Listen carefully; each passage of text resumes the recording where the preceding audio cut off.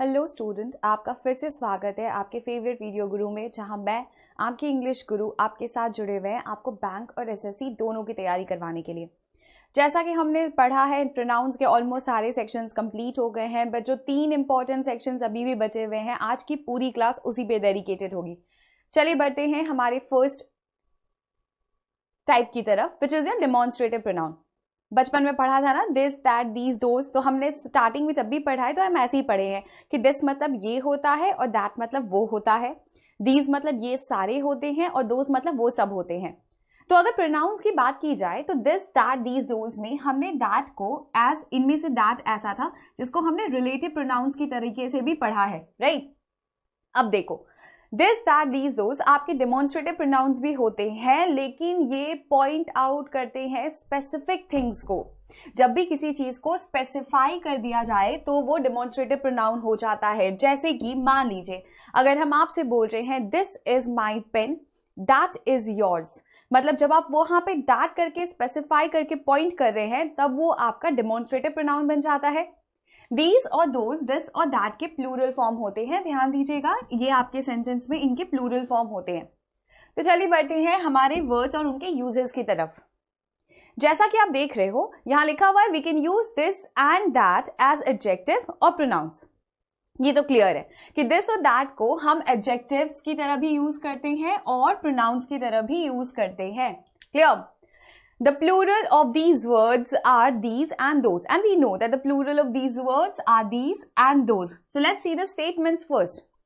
These words refer to people or things or events that have already been mentioned. देखो, हम जब बोल रहे हैं ना, the boy that you were talking about, है ना, the boy that you were talking about, तो जिनके बारे में बात कर रहे थे, तो एक ऐसा एक्शन जो ऑलरेडी हो चुका है ना। The house that we saw yesterday, तो the house that we saw yesterday जब आप बोल रहे हो तो आप ये बताना चाहते हो कि ये घर आपने yesterday ही देख लिया था। तो बेसिकली ये ऐसे इवेंट्स को पॉइंट आउट करेगा which has already been mentioned. Clear? जैसे कि चलो देखते हैं कुछ एग्जाम्पल्स के साथ।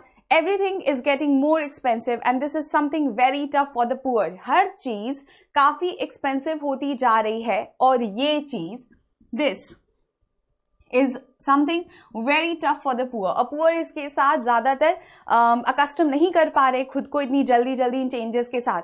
उसी तरीके से how about natural gas, is that an alternative? अगर आप बोल रहे हो, आपको क्या लगता है नेचुरल गैस के बारे में क्या किया या क्या सोचा जा सकता है, क्या वो एक ऑल्टरनेटिव सोर्स ऑफ एनर्जी बन सकता है? तो basically is that an alternative में हम हमेशा ऐसे एक्शंस को बात कर रहे हैं या इवेंट्स की बात जिनके बारे में हमने पहले से बात की हुई है या हम पहले से जानते हो। तो ये तो आपका बेसिक है कि दिस और दैट एडजेक्टिव्स भी काम कर सकते हैं और प्रोनाउंस के भी। अगर आपके सेंटेंस में इनका प्लूरल फॉर्म बनना होगा तो वो दीज या फिर दोज होगा। इन एक्शंस में ये ऐसे वर्ड्स को या इवेंट्स को रेफर करते हैं जो ऑलरेडी मेंशन हो चुके हों। चलिए बढ़ते हैं हमारे नेक्स्ट स्लाइड की तरफ। डेमोन्स्ट्रेटिव प्रोनाउंस में we also use that or those when we are referring for something for the second time in the sentence. Yes, this is very important. अब देखो, आप दैट और दोज को तब भी यूज कर सकते हो जब आप सेंटेंस में किसी चीज को दोबारा से रेफर कर रहे हो, ठीक है। जैसे देखो, my school teacher has suggested some books, ठीक है, मेरी स्कूल टीचर ने मुझे कुछ बुक्स को सजेस्ट किया हुआ है। At present I am unable to get those books. कौन बुक्स? सम बुक्स के साथ आपने क्या बता दिया? दोज बुक्स, वो बुक्स जो आपकी टीचर ने आपको सजेस्ट किए थे। तो बेसिकली देखो, हमने सेंटेंस में जब टीचर के लिए सब्जेक्ट बना रहे थे तो हम क्या बोलते कि मेरी टीचर ने मुझे कुछ बुक्स सजेस्ट किए लेकिन मुझे वो बुक्स नहीं मिले। तो आप जनरली एक तरह से अपने नाउन को रिपीट ना करते हुए भी अगर कोई चीज दोबारा से सेंटेंस में मेंशन की जा रही है तो आप दीज या फिर दोज के साथ उनको रेफर कर सकते हो। क्लियर? और ये सेंटेंसेस में एग्जाम्पल्स का पॉइंट बनता है, तो इससे एग्जाम्पल का सेक्शन तो आता है। खैर एरर करेक्शन में ये अभी तक नहीं आया है, बट ये जान के रखिएगा, ये बहुत इंपॉर्टेंट है। Next, yes, a very important rule. We can use that and those as substitutes for the one and the ones. ध्यान दीजिएगा, हम क्या बोल रहे हैं कि ये सब्सटीट्यूट बनता है the one का and the ones का, है ना। अब आप बोलोगे ये क्या है?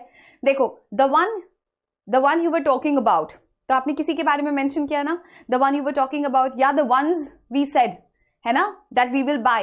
तो बेसिकली the ones, हम जितने सारे हमने कहने को बोले थे कि हम खरीदेंगे, राइट जैसे देखो सेंटेंस अगर बोले the most important information is the one, ठीक है, आप इज द वन की जगह आप दैट भी बोलते तो गलत नहीं था, मतलब दैट और दोज द वन को और द वंस को सब्स्टिट्यूट कर सकता है, ये गलत नहीं होगा। सेंटेंस अगर ऐसे लिखा जाए तो भी सही है, सेंटेंस अगर ऐसे लिखा जाए तो भी सही है। देखो दोनों में द वन भी हो सकता है और दैट भी या दोज भी हो सकता है।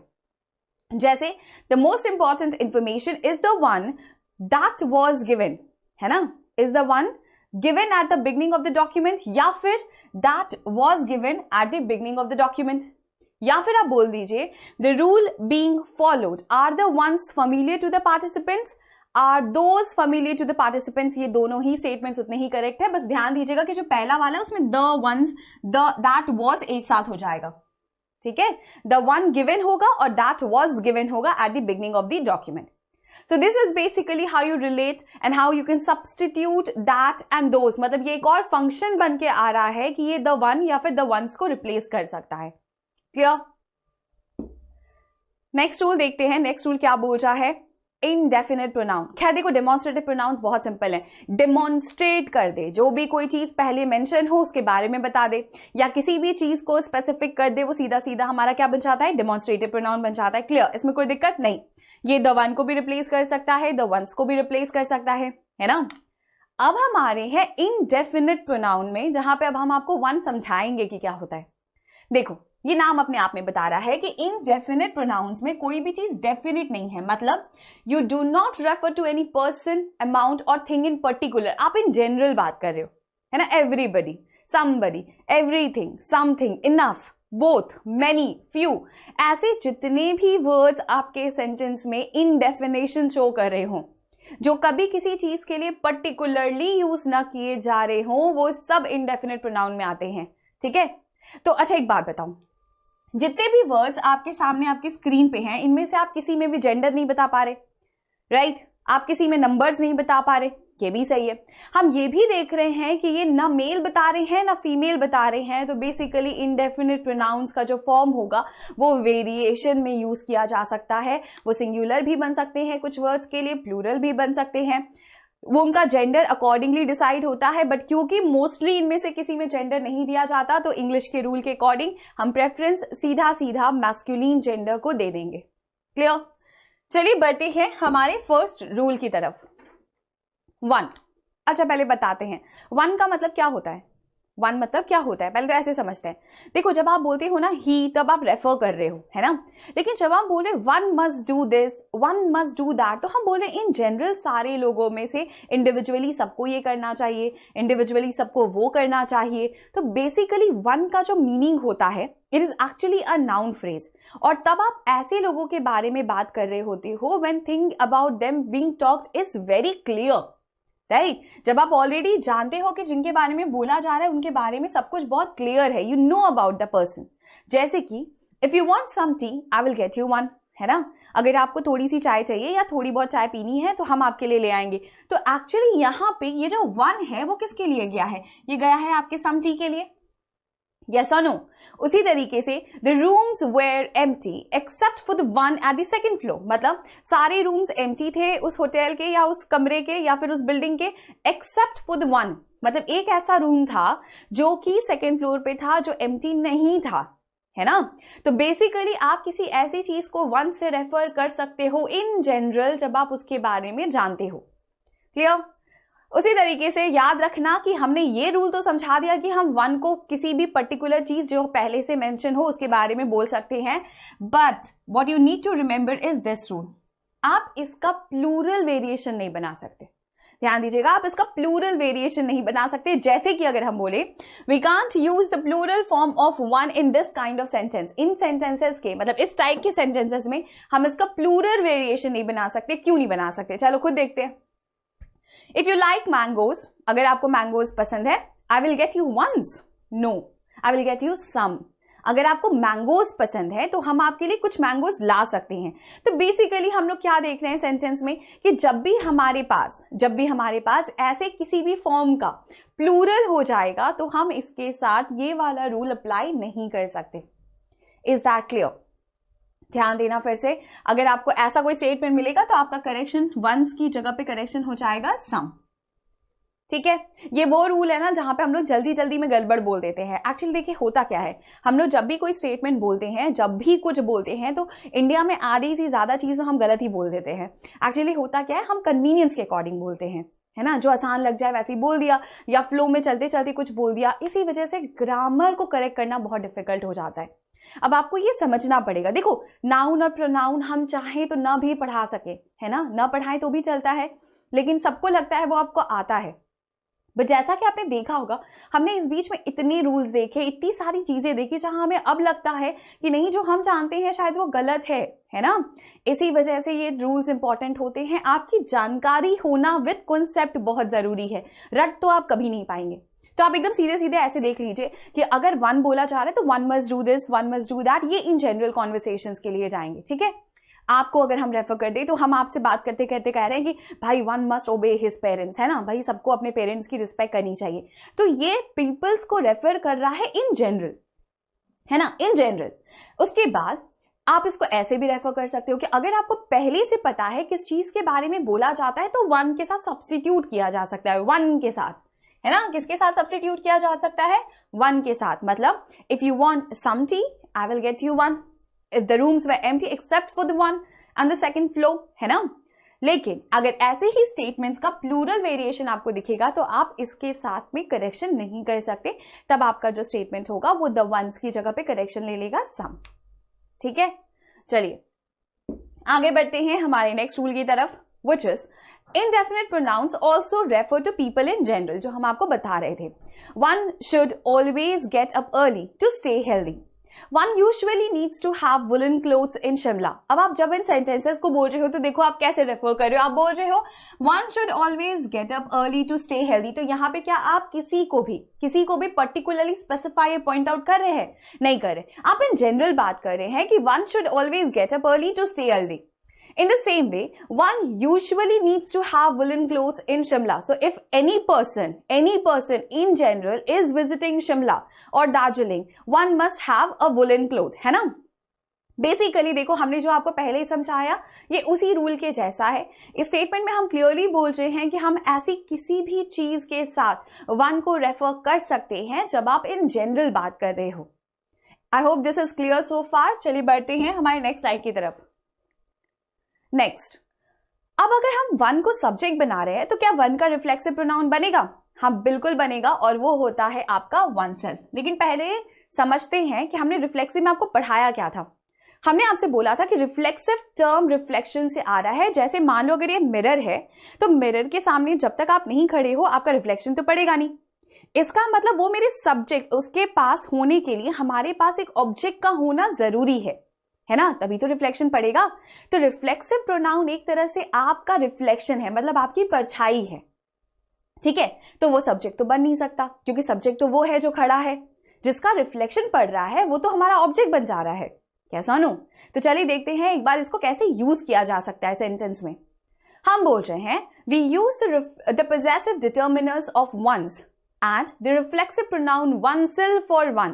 अगर possessive determiner की तरह ट्रीट करना होगा तो one का आपके सेंटेंस में once बन जाएगा, राइट। और अगर आप इसको रिफ्लेक्सिव की तरह यूज करोगे तो one का जो रिफ्लेक्सिव बनेगा वो सीधे सीधे क्या बन जाएगा आपका oneself। I hope this is clear. ठीक है, चलो एक बार कुछ सेंटेंसेस के साथ इसको क्लियर करते हैं। One wants only the best for one's children। अब आप बोलोगे कि मैम हम तो ऐसे पढ़ते आ रहे हैं कि possessives में जनरली अपोस्ट्रोफी यूज नहीं होता, है ना। बिल्कुल सही है, possessive pronouns में अपोस्ट्रोफी यूज नहीं होता। लेकिन एक बात बताइए, यहाँ पे क्या ये possessive pronoun की बात हो रही है? नहीं ना, यहाँ पे आप वंस में अपोस्ट्रोफी लगाओगे। लेकिन मान लो अगर आपके सेंटेंस में हम लव्ड वंस की बात कर रहे होते तो क्या यहाँ पे आपका अपोस्ट्रोफी आता? इस केस में नहीं आता क्योंकि लव्ड वंस इन जनरल बोला जा रहा है एज अ पोजेसिव प्रोनाउन। समझ आया? तो बेसिकली अगर इस वाले सेंटेंस में आपको अपोस्ट्रोफी दिखता है तो वो बिल्कुल सही है क्योंकि वो पोजेसिव प्रोनाउन की तरह एक्ट नहीं कर रहा है। समझ आया? जैसे देखो, there are things one can do to make oneself and one's children happier। कुछ ऐसी चीजें हैं जो एक इंसान one can do to make oneself and one's children happier, यहाँ पे ये एक ही पर्सन है जिसके लिए ये वन आया है, वन सेल्फ, और जिसके चिल्ड्रन के लिए वंस चिल्ड्रन आ रहा है। अब आपको एक और रूल समझा देते हैं जो हर एग्जाम में 1 मार्क्स का लगभग देखने को मिल जाता है, और वो क्या है पहले वो समझते हैं। देखो, जब भी आपके सेंटेंस में वन एज सब्जेक्ट ट्रीट हो रहा हो, ठीक है, तो याद रखिएगा इसका कभी भी करेक्शन आपका मैस्कुलिन फॉर्म नहीं लेगा, ठीक है, मैस्कुलिन फॉर्म नहीं लेगा। वन का जब भी करेक्शन होगा वो वंस में होगा, और इसका जब भी रिफ्लेक्शन प्रोनाउन बनेगा वो आपका वन सेल्फ बनेगा। ये ध्यान दीजिएगा, दिस इज वेरी इंपॉर्टेंट। इससे error correction almost every year आता है 1 मार्क्स का, so this is a very vital part. जैसे one should respect one's parents, जैसा हमने आपको प्रीवियस एग्जाम्पल में भी समझाया था कि ये आप इन जनरल बात कर रहे हो, लेकिन क्योंकि पर्टिकुलरली स्पेसिफिक नहीं है इसीलिए हम यहाँ पे अपोस्ट्रोफी यूज करेंगे विद पेरेंट्स। क्लियर? चलिए बढ़ते हैं हमारे नेक्स्ट रूल की तरफ। Next, if one is the subject, we must use once as its possessive and oneself as a reflexive, if required, not his, himself. ठीक है?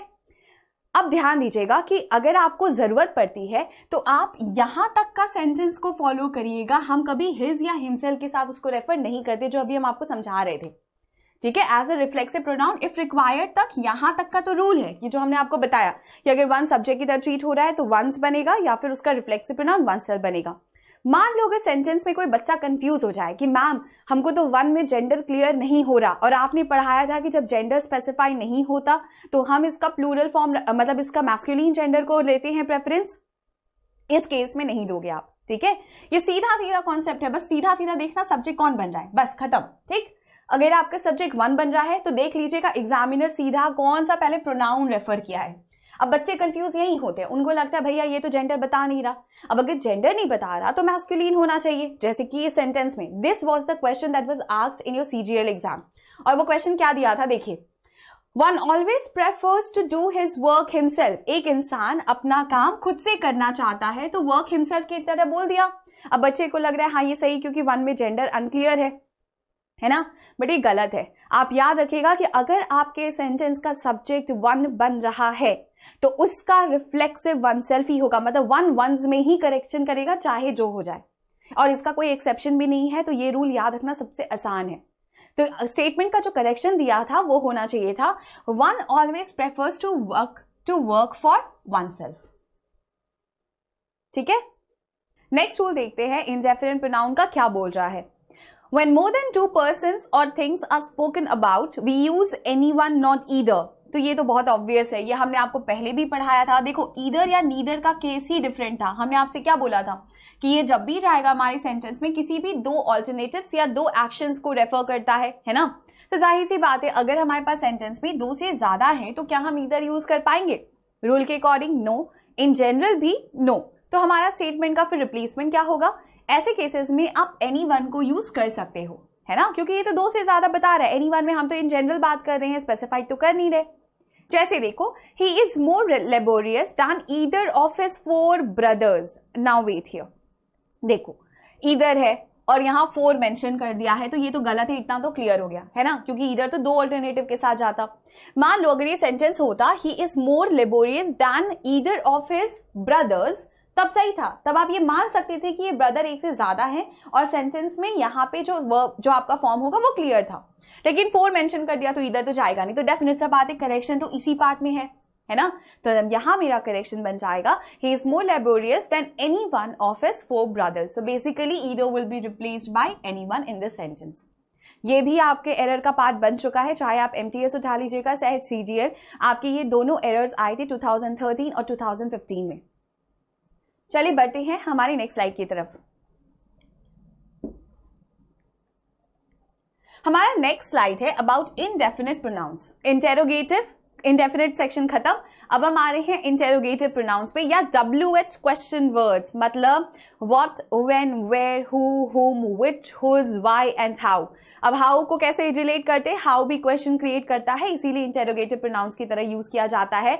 Now the thing that you need to remember the most is this, कि जब आपके पास इनमें से कोई भी, ठीक है, सब्जेक्ट बने या पार्ट ऑफ द सब्जेक्ट बने, जैसे कि व्हाट, हु, व्हिच और हुज। अगर ये चारों में से कोई भी आपके सेंटेंस का सब्जेक्ट या पार्ट ऑफ द सब्जेक्ट बनता है, we do not use a helping verb. ऐसे केसेस में हम सीधा सीधा, तो अब आप क्या देख रहे हो, अब आप बोलोगे कि व्हाट हो गया, हु हो गया, क्लियर, इसके बाद व्हिच हो गया या फिर हुज हो गया। तो हम बोल रहे हैं कि अगर इनमें से कोई भी हमारा सब्जेक्ट या सब्जेक्ट का हिस्सा बनता है तो हम इनके साथ मेन वर्ब को तो यूज कर सकते हैं, लेकिन हम हेल्पिंग वर्ब को यूज नहीं करेंगे। जैसे what caused the accident, which dog bit you, who teachers you English. लेकिन इसके लिए ध्यान देना है, we do not use the helping verb in the present simple tense और पास्ट सिंपल टेंस, मतलब दोनों ही प्रेजेंट सिंपल टेंस और पास्ट सिंपल टेंस में ये रूल एप्लीकेबल होता है। ठीक है, जैसे कि which dog bit you या फिर who teaches you English। Basically ये इन जनरल सेंस में है, इसीलिए यहाँ पे teaches you के साथ आप यूज कर रहे हो। आप हर एक केस में देखना, यहाँ पे हम सीधे सीधे हमारे जो फॉर्म है सेंटेंस का वो मेन वर्ब के साथ रिलेट कर रहे हैं। एग्जैक्टली, जैसे कि who teaches हो गया, which dog bit you हो गया, राइट। चलिए बढ़ते हैं हमारे नेक्स्ट रूल की तरफ। Always remember one point. Who, when, where, why or how can never be the subject. So when the questions beginning with any of these words, you must have a helping verb or a modal verb immediately after these words. Now what you need to remember is this, कि अगर आपके पास sentence में whom, when, where, why या फिर how, क्योंकि ये subject तो बन नहीं सकता, तो जाहिर सी बात है अगर ये सब्जेक्ट नहीं बन सकता तो इनको एक हेल्पिंग वर्ब की जरूरत है, इंग्लिश में जिसको हम मोडल ऑक्सिलरीज भी बोलते हैं। ठीक है, इन सेंटेंसेस के कुछ एग्जाम्पल देख लेते हैं, जैसे whom shall we call या फिर where do they live या फिर where should I put my bag। ऐसे जितने भी आप सेंटेंसेस देख रहे हो, आप क्या देख रहे हो, whom shall we call में here we is the subject है ना, तो whom तो सब्जेक्ट नहीं बन रहा, इसीलिए देखो whom shall we call जब आप लिख रहे हो तब आप यहाँ पे we को सब्जेक्ट बना रहे हो, whom के साथ देखो shall यूज हो रहा है, इसी वजह से हमें यहाँ पे एक मॉडल का यूज करना पड़ रहा है। उसी तरीके से where do they live, where do they live, यहाँ पे भी आपको एक मॉडल का यूज करना पड़ा है, where के बगल में देखिए हमें किसे बिठाना पड़ा, do को। Where should I put my bag, now where should I put my bag में जब आप सेंटेंस को देख रहे हो तब भी आप रिलेट कर रहे हो कि आपको आपका बैग कहाँ पे रखना चाहिए। तो बेसिकली हमारे सेंटेंस में क्योंकि ये वर्ड सब्जेक्ट नहीं बन सकते, इसीलिए हमको इनके साथ किसी मॉडल ऑक्सिलरी या फिर किसी हेल्पिंग वर्ब को यूज करना पड़ता है। Remember, your day is the subject and your I is the subject and not whom, where और when। क्लियर, चलिए बढ़ते हैं नेक्स्ट स्लाइड की तरफ। Now this slide is a practice exercise। हमने प्रोनाउंस में बहुत सारे रूल्स पढ़े, लेकिन क्या फायदा अगर आप रिवाइज ना करो। तो चलिए बढ़ते हैं हमारे प्रैक्टिस एक्सरसाइजेस की तरफ और हम हर एक रूल को स्पेसिफाई करके क्लियर करेंगे कि हमने जो पढ़ा वो हमें कितना क्लियर हुआ। चलिए बढ़ते हैं। Your first statement states, though she appears to be very tall, she is just an inch taller than me। एक बार देखते हैं, though she appears to be very tall। अब आप यहाँ पे किसी पर्सन को कंपेयर कर रहे हो, है ना, कंपेयर कर रहे हो, कैसे पता चल रहा है, यहाँ पे हम कौन सा वर्ड यूज कर रहे हैं, than यूज कर रहे हैं। अब हमने प्रोनाउंस के कंपेयर करते हुए कुछ सीखा था। हमने क्या सीखा था कि जब भी हमारे पास कोई भी दो सब्जेक्ट या फिर कोई भी दो ऑब्जेक्ट एक दूसरे के साथ कंपेयर किए जा रहे हों, है ना, एक दूसरे के साथ कंपेयर किए जा रहे हो, तो सब्जेक्ट सब्जेक्ट के साथ कंपेयर होता है और ऑब्जेक्ट ऑब्जेक्ट के साथ कंपेयर होता है, कैसा नो। तो बेसिकली हमने देखा कि हमारे पास कंपेयर करने के लिए दैन हो सकता है या फिर एज हो सकता है, राइट। अब देखो, though she appears to be very tall, अब आपका जो सब्जेक्ट है वो शी है जिसको हम कंपेयर कर रहे हैं। किससे कंपेयर कर रहे हैं, खुद से कंपेयर कर रहे हैं। लेकिन हमने देखा कि शी तो हमारा सब्जेक्टिव केस ऑफ प्रोनाउन ले रहा है, बट जिससे कंपेयर किया जा रहा है, मतलब हमसे जिससे कंपेयर किया जा रहा है, हम कौन से केस में है, यहाँ पे ऑब्जेक्टिव केस में है। तो क्या मेरा स्टेटमेंट सही है, नहीं, हमारा स्टेटमेंट का करेक्शन क्या हो जाएगा, though she appears to be very tall, she is just an inch taller than me की जगह करेक्शन हो जाएगा I। Is that clear? Next rule states, it was with great difficulty that each of the brothers could get their share of property। Okay class, now remember, देखो जब हम आपको पढ़ाए थे तो हमने आपसे क्या बोला, each of दिख गया ना, राइट, हमने आपसे बोला था each of the, ऑफ अगर लग जाए ईच के साथ तो जो हमारा नाउन होगा वो तो प्लूरल होगा सेंटेंस में, इसमें कोई दिक्कत नहीं। हमने लेकिन बोला था कि जो वर्ब जाएगा आपके सेंटेंस में वो कौन से फॉर्म में होगा, सिंगुलर, और जो जेंडर जाएगा वो क्या होगा, मैस्कुलिन। यस और नो। अब देखते हैं एक बार सेंटेंस को पढ़ के क्या लिखा है। It was with great difficulty that each of the brothers, यहां तक तो सब सही जा रहा है, स्ट्रक्चर भी बिल्कुल सही बैठा है। could get their share of property, नहीं, each of the brothers को तो इंडिविजुअली उनका शेयर मिलेगा ना, कैसा नो, हर एक लड़के को अपना शेयर इंडिविजुअली मिलेगा। तो हमारा करेक्शन यहाँ पे देयर शेयर कैसे हो जाएगा, करेक्शन क्या हो जाएगा, his share of property. So basically मेरे सेंटेंस का करेक्शन बन जाएगा his share of the property. तो आपका एरर कौन से पार्ट में है, part C. Next, third statement में हमने बोला my work is superior to his. एक बात देखते हैं, हम अपने काम को उसके काम से कंपेयर कर रहे हैं, बट कंपेयर कैसे कर रहे हैं। देखो माई वर्क में माई आपका कौन से फॉर्म में है, पोजेसिव फॉर्म में है, यस और नो, और कंपेयर किया जा रहा है हिज वर्क से जो भी पोजेसिव फॉर्म में है। अब अकॉर्डिंग टू रूल हमारी दोनों जो कंपेरिजन हैं वो सेम डिग्रीज में हो रहे हैं, तो इसका मतलब इस स्टेटमेंट में कोई भी एरर नहीं है, हमारा स्टेटमेंट हो जाएगा नो एरर। अब जरूरी थोड़ी ना है कि हम आपको प्रैक्टिस कराएंगे तो सब जगह एरर ही खुजवाएंगे। देखिएगा, ध्यान देना, नो एरर से भी सबसे ज्यादा कंफ्यूजन होता है, बच्चे बहुत ज्यादा कंफ्यूज होते हैं कि उनको गलत लग रहा है या एग्जामिनर ने ही गलत क्वेश्चन दे दिया है ना। नो एरर तो जनरली कोई एक्सपेक्ट ही नहीं करता है, बट ध्यान दीजिएगा नो एरर्स आते हैं, ठीक है। चलिए next, number 4, there is no agreement between you and I. Okay, now according to rule आपके और हमारे बीच में कोई अग्रीमेंट नहीं है। अब अगर इस सेंटेंस को हम पढ़ें तो हम देख रहे हैं कि हमारा जो अग्रीमेंट है इस सेंटेंस में वो मेरा सब्जेक्ट है ना। जैसे मान लीजिए अगर हम आपको बोल रहे हैं कि इस पेन को अपने और हमारे बीच में डिस्ट्रीब्यूट करिए, तो एक बात बताइए, आप और हम सब्जेक्ट हैं या ये पेन सब्जेक्ट है जिसको डिस्ट्रीब्यूट करने की बात हो रही है। चलिए बताइए कौन सब्जेक्ट है, ये पेन सब्जेक्ट है ना, तो हम और आप कौन हो गए, ऑब्जेक्ट हो गए। इस सेंटेंस में भी देखिए वही हो रहा है। If there is no agreement between you and me, तो करेक्शन क्या हो जाएगा, यस, हम ऑब्जेक्ट केस ही यूज करेंगे। यहां स्टेटमेंट हो जाएगा between you and me, so we are free to go away. Clear.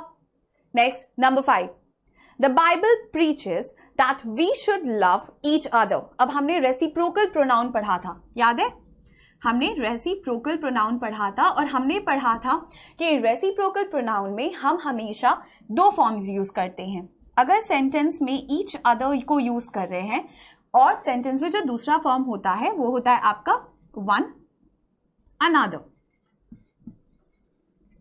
Clear, दूसरा होता है वन अनदर। तो ईच अदर के साथ हमने पढ़ा था ये 2 के साथ जाता है, और वन अनदर आपके साथ मोर देन 2 के साथ जाता है। अब बाइबल बोल रहा है कि Bible preaches that we should love each other होगा या वन अनदर होगा, हमें एक दूसरे से प्यार करना चाहिए या सबको सबसे प्यार करना चाहिए, है ना। तो मेरा जो यहाँ पे करेक्शन हो जाएगा वो ईच अदर की जगह करेक्शन हो जाएगा सीधा सीधा सेंटेंस में one another. I hope this is clear so far, ठीक है। चलिए बढ़ते हैं क्वेश्चन नंबर 6 की तरफ। She is more beautiful than any one of her 2 sisters. Okay, ये रूल तो अभी समझाया था कि हम एनी वन मोर देन 2 के लिए यूज करते हैं, लेकिन यहाँ कितनी सिस्टर्स में कंपैरिजन हो रहा है, 2 सिस्टर्स में। तो अगर 2 है तो हम एनी वन क्यों यूज करेंगे, रूल के अकॉर्डिंग हमें सेंटेंस में यहाँ पे क्या यूज करना है, either of a 2 sisters, because either is an alternative either between 2 events और एक्शंस। क्लियर। चलिए, Many women reconcile to the demands of their in-laws. बहुत सारी women's demands पे, अपने in-laws के demands पे खुद को बदल लेती हैं, है ना। तो वो खुद को बदल लेती हैं, तो देखो यहाँ पे women का एक्शन women को ट्रांसफर हो रहा है ना, मतलब ये रिफ्लेक्स आ रहा है ना, yes or no। जैसे कि मान लीजिए अगर हम आपके सेंटेंस में बोले कि women खुद को बदल ले रही हैं, तो women अपने एक्ट को ही तो ट्रांसफर कर रही हैं, इसका मतलब ये रिफ्लेक्स आ रहा है। देखो ये आपके सेंटेंस में क्या हो रहा है, रिफ्लेक्स आ रहा है, इसका मतलब रिकंसाइल अपने साथ रिफ्लेक्सिव प्रोनाउन लेगा जो कि सेंटेंस में गिवन नहीं है। तो हमारे सेंटेंस का जो करेक्शन बनेगा वो क्या हो जाएगा, मेनी वुमेन रिकंसाइल देमसेल्व्स। यहाँ पे जो आपका करेक्शन हो जाएगा वो हो जाएगा many women reconcile themselves to the demands of their in-laws. So that is going to be your correction part. Number 8, she hates everybody and everything who reminds her of her mistakes। वो हर उस इंसान से नफरत करती है जो उसे उसकी मिस्टेक्स याद दिलाता है। अब इस सेंटेंस में who reminds her of her mistake, who तो रिलेटिव प्रोनाउन था, रिमेंबर, है ना। लेकिन हमने रूल के अकॉर्डिंग पढ़ा था कि एवरीबडी, एवरीथिंग, जो भी स्पेसिफिक चीजों के लिए यूज किए जाएं, जैसे हर वो इंसान जो उसे उसकी मिस्टेक्स याद दिलाता है ना, हर वो इंसान जो उसे उसकी मिस्टेक याद कराता है, ये हर लोग नहीं हो सकते, ये बहुत सारे ग्रुप्स के कुछ स्पेसिफिक लोग होते हैं जो उसे उसकी मिस्टेक्स याद दिलाते हैं जिन्हें वो पसंद नहीं करती। यस और नो। ऐसे केसेस में जब भी आप सेंटेंस को यूज करते हो तो रूल ने क्या कहा था कि हम किस रिलेटिव प्रोनाउन को यूज करेंगे, दैट। तो यहां भी हमारा करेक्शन दैट ही होगा, आप हु को रिफर नहीं कर सकते, तो स्टेटमेंट करेक्शन क्या ले लेगा, that. Clear. Next number 9, I recall you telling me the story of the 7 witches, but I cannot remember where or when. हमें याद है कि आपने हमें 7 witches की स्टोरी सुनाई थी, बट ये याद नहीं है तो कि कब और कहां सुनाई थी, है ना। अच्छा देखो, अब आप सेंटेंस को जब पढ़ते हुए निकल रहे हो तो आपको दिख रहा है कि हम सब्जेक्ट हैं, हम याद कर रहे हैं आपका हमको स्टोरी सुनाना, आपका हमको स्टोरी सुनाना, है ना। अब रूल देखो क्या बोलता है। टेलिंग आपके सेंटेंस में एक्चुअली काम कर रहा है एक जेरेंड का। किसका काम कर रहा है, एक जेरेंड का। जेरेंड एक ऐसा फॉर्म ऑफ वर्ब होता है जो अपने साथ आईएनजी को यूज करता है। क्लियर, जैसा कि आप देख रहे हैं, टेल, टेलिंग हो गया। क्लियर। अकॉर्डिंग टू रूल बोला जाता है कि जेरेंड के साथ का जो भी नाउन या प्रोनाउन यूज किया जाएगा, ध्यान दीजिएगा हम क्या बोल रहे हैं, जो भी नाउन या प्रोनाउन यूज किया जाएगा वो हमेशा कौन से केस में होगा आपके सेंटेंस में, पॉसेसिव केस में। Is that clear. तो सेंटेंस का जो एक और रूल आप आज सीख रहे हो वो क्या है कि जेरेंड के साथ जो भी नाउन या प्रोनाउन बैठता है वो कौन से केस में होता है, पॉसेसिव केस। अब देखो यू, यहाँ पे यू का जो फॉर्म था वो हमने सब्जेक्टिव ऑब्जेक्टिव में क्या पढ़ा, यू ही रहता है, लेकिन पॉसेसिव में वो योर हो जाता है क्योंकि यू के फॉर्म में कोई चेंज नहीं था। रिमेंबर यू और इट एज इट इज रहते हैं, है ना। तो यहां पे यू के फॉर्म में तो कोई चेंज होगा नहीं, राइट। तो इसका पॉसेसिव बनाने के लिए हमारे सेंटेंस में यू का करेक्शन क्या हो जाएगा, योर हो जाएगा, राइट। तो हमारा जो स्टेटमेंट बनेगा वो होगा I recall your telling me the story of the 7 witches. तो करेक्शन यहां पे आप यू की जगह बिठाओगे, your telling me the story of 7 witches but I can not remember where और व्हेन। क्लियर। अब चलिए बढ़ते हैं हमारे लास्ट एरर की तरफ, which is each of his sisters were hard working, the simplest of all. We know, हमने अभी आपको पढ़ाया each one of his sisters, है ना, उसकी सारी बहनें हार्ड वर्किंग थी। तो सारी एक साथ हार्ड वर्किंग थी या इंडिविजुअली सारी बहनों के कैरेक्टर में हार्ड वर्क है ना, इंडिविजुअली है। और ईच हमारे सेंटेंस में ऑलरेडी हमें दिख रहा है कि ये सेंटेंस को स्टार्ट कर रहा है, तो वर्ब तो किसी हाल में प्लूरल नहीं होगा। मेरा सीधा सीधा करेक्शन यहां वॉज की जगह पे क्या हो जाएगा, वेयर की जगह पे हो जाएगा वॉज। क्लियर। तो ये तो था आपके प्रोनाउन चैप्टर से रिलेटेड कुछ एरर्स और कुछ नए कॉन्सेप्ट्स। नेक्स्ट डे आपसे मुलाकात होगी कुछ और नए कॉन्सेप्ट्स के साथ। तब तक के लिए keep reading and enjoying your day. Thank you.